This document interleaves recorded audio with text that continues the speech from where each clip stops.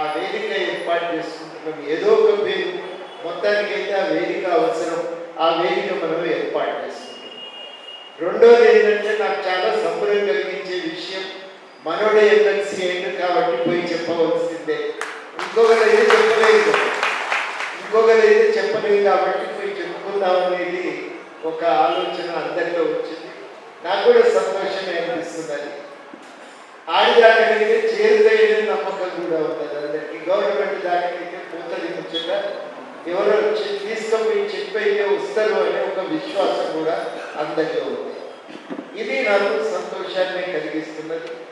తప్పకుండా మనమందరము ఈ విషయాలపైన దృష్టి పెట్టవలసిన అవసరం ఉందని అంగీకరిస్తూ, కొట్లాడి తెలంగాణ తెచ్చుకున్నాక అందరం ఏమనుకున్నామంటే మనోడే గవర్నమెంట్లో ఉంటాడు, ఇట్లా పోయి చెప్తే పనులు అయిపోతాయని చెప్పి ఆ రోజు అందరం కూడా ఆశపడ్డాం. వాస్తవానికి తెలంగాణ ఏర్పడ్డాక నేను ఒక వారం 10 రోజులు కనుకుంటే సెక్రటేరియట్కు పోయాను. సెక్రటేరియట్కు పోతే అంటే జూన్ 2 ఆవిర్భావం తెచ్చిన తర్వాత ఒక 10 రోజులకు సెక్రటేరియట్ పోతే అక్కడ అంతా చిన్న చిన్న పిల్లలు, 18, 23, 24 మధ్య వయసు ఉన్న పిల్లలు. నాకు సెక్రటేరియట్ అంతా ఎట్లుంటే రాష్ట్రాన్ని మొత్తం చూపిస్తాను, తీసుకుపోయి అప్పుడు ఒక టీం లాగా మొత్తం తిప్పి మొత్తం సెక్రటేరియట్ చూపించి ఇది ఇంతకాలం మనకు తొవ్వ దొరకలేదు సార్, ఇప్పటికి తొవ్వ దొరికింది. చాలా మంది మంత్రులేమో జనం ఇట్లా వస్తే ఏం చేయాలి, అరే జనం చూడని సార్ కళ్ళ నిండా చూసాక తర్వాత మీరు గేట్లు మూసుకుంటారు కానీ అప్పటిదాకా అయితే రానియండి, చూడనియండి. ఇంతకాలం కాటగలిసిపోయిన మొట్టమొదటిసారిగా కలుసుకుంటున్నామని చెప్తే వాళ్ళు కూడా ఏమని 2 నెలలు వదిలిపెట్టారు సెక్రటరీ. అక్కడ వెళ్ళి చూసి అంతా అయిపోయిన తర్వాత మనం ఏమనుకున్నామంటే ఇక ఇప్పుడు ఏదున్నాయి మీకు అయిపోతాయి సార్, మేము మీరు ఏదంటే మాకు ఇప్పటి మీకు ఎక్కడికంటే అక్కడికి మేము పోయి తీసుకోబోతామని చెప్పుకుంటాం. కానీ అది 4 రోజుల సమరమే. తర్వాత రానియకపోతే ఏదో లెటర్ ఇస్తే వాళ్ళే పర్మిషన్ ఇవ్వకపోతారా అనుకున్నాం. కానీ లోపలికి పోతే మేమేం చేయగలం అని అనటం మొదలైంది. అంతా ఒకరి చేతిలో ఉంది, మాతో ఏమైంది ఏం కాదు, నీకు తెలియని పెద్ద ఆయన అందులో పోయి చెప్పరాదు అని 2-3 నెలలకి సమాధానం రావటం మొదలైంది. ఇక మనకు అర్థమైంది ఇక రావద్దన్నట్టే లెక్క అని చెప్పి ఇక ఏదో ఒక రూపంలో మనకు తోచిన ప్రయత్నాలు మనం చేస్తూ వచ్చినాం. కానీ సమస్యల పరిష్కారానికి అయితే దారి దొరకలేదు. మనం ఏం కోరుకున్నాం, ఇక్కడ ఉన్నోళ్ళందరూ కొట్లాడినోళ్ళే, అనేక మంది యువకులు అమరులైపోయినారు. వాళ్ళైతే మళ్ళీ వెనక్కి వచ్చేటోళ్ళు కాదు. ఈ తెలంగాణలో ఏదో పూర్తి చేసుకుంటూ కూర్చున్నామనే ఆశ కూడా వాళ్ళకి లేదు. ఏం కోరుకున్నామంటే మన గవర్నమెంట్ ఉంటుంది, మన మాట వింటారు, మన సమస్యలు పరిష్కారం అయితే ఏమి అనుకున్నాం. కానీ మన రాష్ట్రంలోనే మనం పరాయులమైనాం, కొట్లాడి వాళ్ళని పరాయులమైపోయినాం. మనం ముచ్చటే ఒళ్ళు ఇళ్ళకుండా అయిపోయింది, అరణ్య రోజులు అయిపోయింది మనందరికీ కూడా. ఏదైనా రోడ్ల మీద పడి కొట్లాడుతుంటే పత్రికలు వస్తే కొన్ని అయితే అయినట్టు లెక్క, లేకపోతే లేదు. అట్లా మనం ఒక ప్రయత్నం చేయవలసిన దుస్థితిలోకి నెట్టబడ్డాం. అనేక సమస్యలు, గెస్ట్ లెక్చరర్లకు కాంట్రాక్ట్ లెక్చరర్లను రెగ్యులరైజ్ చేస్తామన్నారు. ఒక 500 మంది మిగిలిపోయింది, వాళ్ళకు కూడా చేస్తే అయిపోయింది. ఈ గెస్ట్ కాంట్రాక్ట్ లెక్చరర్ అంటే రెగ్యులరైజ్ చేయమని అడుగుతున్నారని చెప్పి ఇప్పటి నుంచి కాంట్రాక్ట్ వ్యవస్థ ఉండదు, రద్దు చేస్తున్నామని అన్నారు. మనమేమనుకున్నామంటే అందరు రెగ్యులర్ అయిపోయిందని ఇక అవసరమే ఉండదు అనుకున్నాం. కానీ గెస్ట్ లెక్చరర్ అనేది కొత్త కేటగిరీ తెచ్చిపెట్టింది.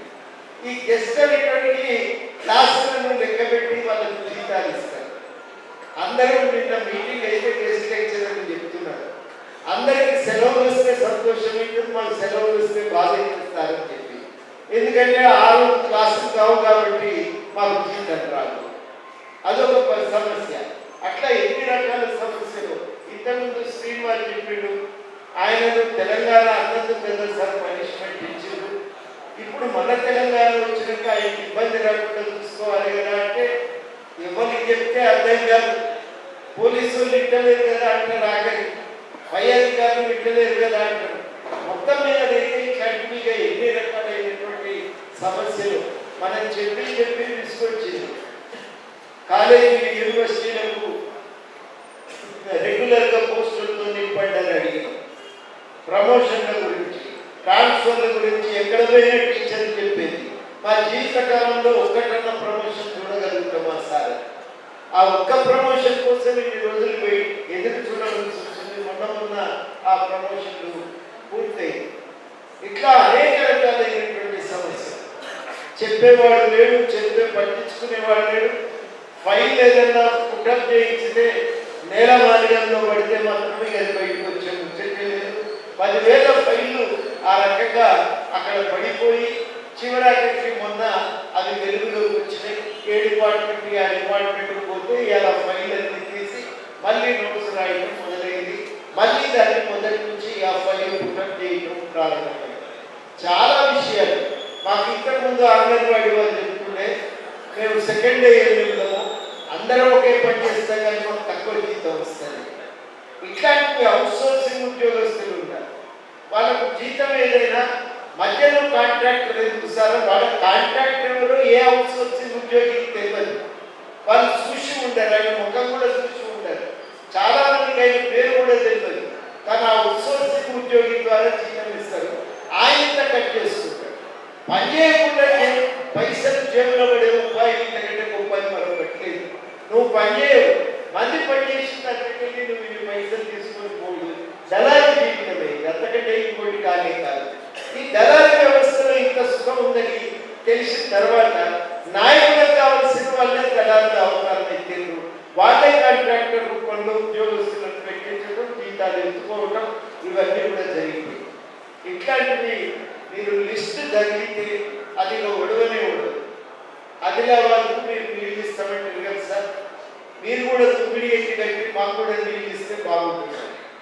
కృష్ణా నది మీద ప్రాజెక్టు పెండింగ్లో ఉన్నాయి. 1000 కోట్లు ఇస్తే పూర్తయితే పూర్తి కావు. సొరంగ మార్గాల నీళ్ళు వస్తే వరద వచ్చినప్పుడల్లా మనం ఆ గేట్లు ఎత్తుకుంటే ఆ వరద నీళ్లు మనకు దక్షిణ తెలంగాణలో సస్యశ్యామలం చేయడానికి ఉపయోగపడతాయి. ఆ ఒక్క గేటు అది ఒక 1500 కోట్లు ఇస్తే అది ఆ సొరంగం మీరు ఆ శ్రీశైలం దగ్గరికి పోయి చూస్తే కనబడుతుంది. మేము లోపల దాకా పోయి శ్రీశైలం కొంత దూరం ఒక 10 కిలోమీటర్లు తగ్గుతాయి. వరద వచ్చి ఒక సంవత్సరం ఆ తవ్వే మిషన్ పాడైంది. ఆ తవ్వే మిషను ఆయన ఏమడిగిందంటే నష్టమైపోతుంది కాబట్టి కొన్ని పైసలు అదనంగా ఇస్తే కొత్త మిషన్ కొనుక్కొని వచ్చి 10 కిలోమీటర్లే 2 ఏళ్లలో పూర్తి చేస్తారు. 2 ఏళ్ళు పోయినాయి, 10 ఏళ్ళు. మీరు ఎప్పుడైనా పోతే జాతీయ రహదారి మీద నార్కాట్పల్లికి కొంచెం దూరంలో బ్రాహ్మణ వెల్లంలో ఉంటుంది. బ్రాహ్మణ వెల్లంకు 125 కోట్లు ఇస్తే పూర్తయితుంది. 125 కోట్ల కోసం 10 ఏళ్ళు దాన్ని మీరు పెట్టిండ్రు. ఆ ప్రాజెక్టు పూర్తిగా అందరం మొత్తుకున్నాం. మీరు మల్లన్న సాగర్ ఉంచకండి సార్. మల్లన్న సాగర్ నుంచి కడితే 50 టీఎంసీలు అంటే అప్పుడు లేదు, ఇప్పుడు లేదు, ఎప్పుడు కూడా 50 టీఎంసీలు నిల్వ చేయడం సాధ్యం కాదు, ప్రమాదకరం. తెలిసి 50 టీఎంసీలు గడిపి ఇల్లు ముంచుకుని జనాలను లేపి ఇంకొకళ్ళు పెడితే ఆడ పని దొరకకపోయి బతుకు తెలుగు లేకపోయి ఏం చేయాలి మేమని ఇవాళ మీరు పోతే ఆ గజ్వేలు శివారులో ఉంటాయి. వాళ్ళు ఎంత ఏడుపు వాళ్ళకి ఒకటే తక్కువ. మీరు ఆ ఇళ్లలోకి పోతే దుఃఖానికి ప్రతిరూపము కాలనీ అని అట్లా కాలనీని తయారు చేస్తారు. భూమి సేకరణ విషయంలో జాగ్రత్త పడమని అప్పీల్ చేస్తారు. ఏ విషయంలో మనం చెప్పని విషయం అంటూ లేదు. కానీ ఏ ఒక్క విషయానికి కూడా ఒక స్పందన అనేది దొరకలేదు. నువ్వు సమాధానం చెప్పకపోతుంది వదిలిపెడితే సరే పోనీ మన వాళ్ళ పాపం వాళ్ళకి ఉంటే ఉక్కుందని కావచ్చు. వెంటబడితే టెలిఫోన్లు ట్యాప్ చేస్తుంది, కేసులు పెడితే ఆఖరికి అది ఎంత దాకా పోయిందంటే నలుగురు మనోదగ్గర కలుసుకుందామని ధైర్యం చేసుకోవాలంటే మాకే భయం. మనం పోయొచ్చినందుకు కాలేజీలో నిలుపుతున్నాం. జాగ్రత్త పడదామని మేమే జాగ్రత్త పడవలసిన పరిస్థితి. పిల్లలకు ఉద్యోగాలు ఖాళీలు ఉన్నాయి సార్, లెక్క కట్టి నువ్వు ఖాళీలను భర్తీ చేయమని అడిగితే ప్రతిసారి తప్పుడు లెక్కే చెప్తారు. ఆ 1,34,000 భర్తీ చేస్తామని అంటారు. ఇవాళ మనం కాదు అని మొత్తం గణాంకాలు పేపర్లకు రిలీజ్ చేస్తే తెల్లారి మళ్ళా 1,34,000 భర్తీ అయినాయి ఇంకోనాయి. అది మళ్ళా సమాధానం చెప్తాం. చివరికి విసుకొచ్చి మనం ఊరుకుంటాం. పత్రికల్లో అబద్ధాలు వాస్తవాలుగా సత్యాలుగా ప్రచారం అవుతుంటాయి. మనం చెప్పే సత్యం మాత్రం దానికి స్థానం కూడా దొరకదు పత్రికల్లో. ఇన్ని రకాలుగా మనం చూసినాం, ఇవన్నీ చూసినాము. ఇట్లాంటి అనేక విషయాలు మనం తెలంగాణలో నానాటికి పెరుగుతున్న నిరుద్యోగ సమస్య గురించి ఎత్తి చూపినాం. అనేక విషయాలు ఇట్లాంటివి జరిగినాయి. ఇవాళ ఎందుకు ఈ సన్మాన సభలు జరుగుతున్నాయంటే ఇన్ని రోజులు మాట్లాడి ఇప్పుడు మనం బహిరంగంగా ధైర్యంగా మాట్లాడుకోవచ్చు. మాట్లాడుకోవటమే కాదు, కనీసం గవర్నమెంట్ దాకా చేరుతుందనే ఒక విశ్వాసం. ఈ రెండింటి కారణంగా ఇవాళ ఈ సభలు ఇవ్వడం కూడా ఏం అడగలేదు. మంత్రి కూడా పదవి అడగలేదు, డెప్యూటీసీలు అడగలేదు, ఏం అడగలేదు. తెలంగాణ బాగు చేస్తే చాలు. పూనా ఫిల్మ్ ఇన్స్టిట్యూట్ లాగా హైదరాబాద్లో ఫిల్మ్ ఇన్స్టిట్యూట్ పెట్టారు సార్. మన పిల్లగాళ్ళు మంచి సినిమాలు తీస్తారు. ఏం లేకపోయినా బల్గం సినిమా అయితే తీస్తున్నారు. ప్రపంచ చరిత్రలో రాసుకోదగినటువంటి స్థాయిలో ఉన్నటువంటి సినిమాలే. అందరూ ఊరూరికి దర్శకుడు మొత్తుకున్న, నిర్మాత మొత్తుకున్న, ఫ్రీగానే సినిమా వేసుకొని ప్రతి ఊళ్ళో చూసారు, ఏడ్చారు, సంబరపడ్డారు, ఆలింగనం చేసుకున్నారు. మొత్తానికంటే మన సినిమా ఒకటి వస్తే ఏం జరుగుతుందనే దానికి నాకు అది ఒక ఉదాహరణ. మేము ఒకసారి చాలా మంది ఆంధ్ర దర్శకులు కలిసింది. మా సినిమాలో రాముడు బ్యాన్ పెట్టద్దు అని అంటే మేము ఏం పెట్టామండి, ఎందుకు పెట్టాలి, మేము మాకు అవసరమే లేదు. మీరేమనుకుంటున్నారంటే తెలంగాణ యాస భాషని ఎక్కిరించినందుకు మాకు కోపం ఉంది అని అనుకుంటున్నారు. అది ఒక భాగం నిజమే. కానీ అంతకంటే మాకు బాధ కలిగించిన విషయం ఏంటంటే ఒక్క హీరో కూడా సిద్దిపేటకు రాడు సార్. అమ్మాయి లేరమ్మ సిద్దిపేటకి అలా చేయడానికి.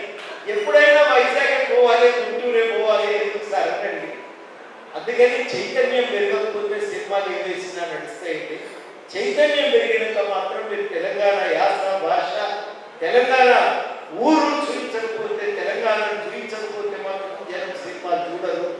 గుర్తుపెట్టుకోండి అని చెప్తే వాళ్ళే కదా ఫిదా తీసి మళ్ళా మన ఈ సినిమా సక్సెస్ అయినాక ఇవాళ ప్రతి హీరో మన యాసనే మాట్లాడుతున్నాడు. అంటే మనం ఇంత కొట్లాడవలసి వచ్చి మనం సాధించుకోవాలి. మీరు ఒక ఫిల్మ్ ఇన్స్టిట్యూట్ పెడితే కళాకారులకు ప్రోత్సాహం ఉంటుంది కదా, ఒక అవకాశం ఉంటుంది కదా, ఒక జానపద కళాపీఠం దాన్ని ఏర్పాటు చేస్తే బాగుంటుంది కదా. గద్దాలు లాంటి తెలంగాణ పెద్ద మనిషి, తెలంగాణ చైతన్యానికి ప్రతీక ఒక్కసారి కలిస్తే వెళ్ళిపోతుంటే భుజమి చేసి పలకరిస్తే మేమందరం సంతోషపడుతుంది కదా. కనీసం దగ్గరికి కూడా రానికపోతుంది. గేట్ కాడ కూర్చోబెడితే 3 గంటలు కూర్చోబెట్టి ఇంటికి పంపిస్తే ఆయన రోజులు పెట్టు ఆయనకంటే ఎక్కువ బాధ కలిగింది. ఇవాళ తెలంగాణ వాళ్ళకి బాధ కలిగింది. ఇంత అన్యాయం ఉంటుందా అని చెప్పి ఇవాళ తెలంగాణ వాళ్ళందరం కూడా మనం అనుకోవాల్సినటువంటి దుస్థితి. ఇవాళ కొట్లాడినాం, ఒక మార్పునైతే సాధించుకోగలిగినాం. మనకు కూడా నమ్మకం లేకుంటే అయ్యేనా ఈ మార్పు సగం సగమే అనుమానం, భయం ఉండే, జర భయమే ఉండే కొంత. ఏమో మరి కాకపోతే రేపు ఇంకేం పరిస్థితిలో ఇంకెంత పరేషానో అనేటువంటి ఆలోచనతో మనం పోయి ఇవాళ చాలా స్పష్టంగా ఈ విషయం మనకి ఏం సంకేతం చేస్తున్నదంటే ఒక మార్పు తెలంగాణ ప్రజలు కోరుకుంటున్నారు. మా మిత్రుడు ఒక ఆయన నాతో పాటు యూనివర్సిటీలో పనిచేసాడు, ఇప్పుడు లేడు, అమరుడైపోయాడు. ఆయన నాతో రోజు అన్నాడు, ఇంతటి పోరాట చైతన్యం ఉట్టిగెందుకు పోతుంది సార్, వీళ్ళకి అర్థమైతే లేదా? కానీ అర్థం కాలేదు. ఇవాళ చైతన్యం అనేది ఇప్పటికి కూడా అర్థమైంది. ఈ చైతన్యాన్ని గుర్తించకుండా తెలంగాణలో నిలబడలేము, ఎదగలేము అనేటువంటిది అర్థమైంది. ఆ చైతన్యము ఉప్పెన మీద ఎదిగి పైకి వేసి కుర్చీలో కూర్చున్నోడికి ఆ చైతన్యం ఏం చేయగలుగుతుందో అర్థం కావాలి కదా. కానీ ఏమక్కర్లేదు. నేను ఒక్కరినే కొట్లాడినా, అటుకులు ముక్కి నిల్లాడి తెలంగాణ తెచ్చిన మిగిలిన వాళ్ళంతా ఉట్టి మాటనే, అబద్ధమే, వాళ్ళందరూ పక్కకు ఉండవలసిందే. నేను తెచ్చిన కాబట్టి నేనే ఏలుకుంటా, నా కోసమే ఏలుకుంటా, మా ఇంట్లో కోసమే ఏలుకుంటా, మా కాంట్రాక్టర్ల కోసమే తెలంగాణ నడిపిస్తా అంటే మనమందరం ఆగమైపోతుంది. ఇలా ఖజానా ఖాళీ అయిపోయి రాష్ట్రం అప్పుల పాలే. రాష్ట్రానికి 7,000 కోట్లు నిధులు నెలకొస్తున్నాయి, కానీ 5,000 కోట్లు అప్పులు కట్టడానికి కూడా చాలని పరిస్థితి చేరుతుంది. ఇంత దుస్థితికి నెట్టేసి పోయి ఇవాళ మళ్ళా ఉంటా చోరు కొత్వాలు కూడా అంటే అన్నట్టుగా ఇవాళ ఉంటా మళ్ళీ అదే రకమైనటువంటి సవాలు మేము మంచిగా చేస్తున్నాం, మీరు పాడు చేస్తున్నారు. అంటే ఇవి జరిగినటువంటి వాస్తవాలు. ఇవాళ నేను చెప్పదలుచుకున్నది ఒకటే, ఉద్యమకారులుగా మనం నిలబడదాం, చరిత్రను గుర్తు చేసుకుందాం. మనకు ఒక పాత్ర ఉంది తెలంగాణ చరిత్రలో. మనమందరం కదలటం వల్ల, కొట్లాడటం వల్ల, సంఘటితంగా పోరాటం చేయటం వల్ల తెలంగాణ అనేది సాధ్యమైంది. ఈ తెలంగాణ అభివృద్ధిలో మనందరికీ వాటా ఉంటుంది, వాటా దక్కాల్సినటువంటి అవసరం ఉంది. ఆ వాటాను సాధించుకోవాలంటే మన చరిత్రను గుర్తు చేసుకోవాలి, రాయాలి. ప్రతి ప్రాంతం తన పోరాటంలో తన పాత్రను ఇలా గుర్తు చేసుకోవాలి. ప్రతి కమ్యూనిటీ, ప్రతి సమూహము ఆ పోరాటంలో తన పాత్రని ఇలా రాయాలి, పుస్తకంగా తేవాలి, ఆవిష్కరించాలి. అది చేయగలిగినప్పుడే, మన చైతన్యాన్ని మనం కాపాడుకోగలిగినప్పుడే ఈ తెలంగాణ ప్రజాస్వామ్య తెలంగాణగా మారుతుంది. అది మనం ఇవాళందరం కూడా గుర్తుపెట్టుకోవాల్సిన అవసరం తప్పనిసరిగా. ఇది ఒక కొత్త అనుభవమే రాజకీయాల్లో. మనం కూడా ఎమ్మెల్సీ కావాలి, ప్రభుత్వంతో కొట్లాడితే మనకి ఎక్కగానే కలిసి పనిచేస్తున్న ఎప్పుడన్నా అనుభవం ఉందని లేదు. మరి ఇవాళ మొట్టమొదటిసారి కొత్త మనము కలిసి పనిచేయడానికి, మనకు ప్రభుత్వంతో కలిసి పనిచేయడానికి ఒక అవకాశం ఇది కనబడుతుంది. ఈ అవకాశం వచ్చినప్పుడు మనం ఏం చేయాలి? వెనకాల మనకి ఏమన్నా చరిత్రలో ఉదాహరణలు ఉన్నాయా? నేను మాకు తెలిసిన శాస్త్రజ్ఞ గారిని అడిగిన, ఆమె టీచర్ కాబట్టి పోయి అడిగిన ఒకసారి ఏం చేయాలి అంటే, స్వాతంత్రోద్యమంలో ఎట్లా చేసిండ్రో మీరు ఎట్లా చేయాలి గుర్తుపెట్టుకోండి. ఆమె చెప్పిన సభ ఏదున్నా కానీ ఒకటి వాస్తవం ఏంటంటే, నాకు ఆలోచించగా కొన్ని ఉదాహరణలు కనబడ్డాయి. ఇప్పుడు గుమ్మడి నర్సే ఉన్నాడు కదా, మరి మనకెందుకు ఉదాహరణ లేదు? లేదు, ఉన్నది కదా ఒకటి. కర్పూరి ఠాకూర్ లేడా? ఉన్నాడు కదా. కర్పూరి ఠాకూర్ కుర్చీలో కూర్చున్నారు, తండ్రి మంగళ పని చేసుకుంటూ వచ్చింది. మామూలు విషయం కాదు. తెల్లారే అన్ని వదిలిపెట్టి బంగ్లాలో పెట్టి కూర్చోలే, ఆయన అదే మంగళ పని చేసుకుంటూ ఉన్నాడు. ఆయన మంగళ పని చేసుకుంటూ బతుకుతుంటే ఒకరోజు జాదవ్ సాబ్ పోయింది, సోషలిస్ట్ కదా, అంతా దోస్తులు వీళ్ళంతా కలిసి లోహియా దగ్గర పనిచేసినటువంటి వారు. లోహియాతో పనిచేసిన పరిచయం వల్ల పోయి కలిసి వారికి శుభాకాంక్షలు చెప్పి సోషలిస్ట్ ఉద్యమం ఏం చేద్దామని మాట్లాడుకున్నాక, ఏ కౌర్ బాత్ కైనా అంటే ముझे मालूम आप क्या कहना चाह रहे. నాకు అర్థమైంది నువ్వు ఏం చెప్పాలనుకుంటున్నావు, ఏం సాధన. నా కొడుకు ఉద్యోగం ఏమంటావు కదా అన్నాడు. కర్పూరి ఠాకూర్ కొడుకు క్లర్క్ కంపెనీ కోసం పైన తీసుకుంటాడు. ఇంటికి వచ్చిన వాళ్ళతో మా నాయనకు, మా బాబుతో మాట చెప్పిపోవాలి. కర్పూరి ఠాకూర్ ఏమంటుందంటే, తెలంగాణ యువతంతా నా కొడుకులే, నేను వాళ్ళ అందరి క్షేమం చూడాలా, నా కొడుకు గురించి పనిచేయాలా అని అడిగిందంటే జాదవ్ సాబ్. జాదవ్ సాబ్ మనకు ఉదాహరణలు ఉన్నాయి. త్రిపురలో కూడా ముఖ్యమంత్రి, సిపిఎం ముఖ్యమంత్రి ఉన్నప్పుడు ఆయన ఒక సందులతోని చీఫ్ మినిస్టర్ ఆఫీస్కి వచ్చిండు. పోయేటప్పుడు నిమిషాలతో సభగా పట్టుకోకపోయింది. అట్లాంటి వాళ్ళు అనేక మంది ఉదాహరణలు ఉన్నాయి. రాజకీయ తెలంగాణ ఉద్యమం మనకు నేర్పిన పాఠాలు ఏ స్వార్థం లేకుండా నడిచినటువంటి పోరాటం. పిల్లలు ఏమొస్తుందని ప్రాణాలను అర్పించి, తల్లులైతే చాలాసార్లు అన్నారు, ఆఖరికి మేము మరణిస్తే మామూలుగా గొడ్రాయి దాటితేనే అమ్మ అంటాం, ఒళ్ళు బగబగ మండితే అమ్మ అని వ్యాధికి రాలేదు. మీరు జై తెలంగాణ అని అన్నారు, మీరు జై తెలంగాణ అన్నారని సంతోషించాలా, నన్ను తరవలేదని బాధపడాలా అని తల్లులు ఏడ్చిన సందర్భాలను మనం చూసి, అంతటి త్యాగనిరతి తెలంగాణ ఉద్యమం ప్రదర్శించింది. నిస్వార్థమైనటువంటి పోరాటం. ఎవరు ఏమీ ఆశించలేదు. ఎమ్మెల్యే అయితమనుకోలే, ఎంపీ అయితమనుకోలే, నిస్వార్థంగా నిలబడ్డారు, కొట్లాడారు. టెంట్ వేసుకొని గార్డెన్స్ అంటే టెంట్ వేసుకొని కూర్చున్నారు. 1000 రోజులు సిద్ధపెట్టుకొని 1000 రోజులు టెంట్, 1500 రోజులు టెంట్ నడిపారు. ఇది మామూలు విషయం కాదు. ఇంతటి నిస్వార్థంతో మనం కొట్లాడినప్పుడు అంతే నిస్వార్థంతో అధికారాన్ని చెలాయించాలని కోరుకోవడంలో తప్పులేదు. అవన్నీ మనకు ఉదాహరణలు కావాలి. అదే నిబద్ధతతో, అదే పట్టుదలతో, అదే రకమైనటువంటి త్యాగనిరతో మనం ఇవాళ పనిచేయవలసినటువంటి అవసరం ఉంది. మీరు ఇవాళ సన్మానం చేసి నా మీద ఒక బాధ్యత ఏం మోపిందంటే, ఆ రోజు ఎట్లా కొట్లాడమో అట్లనే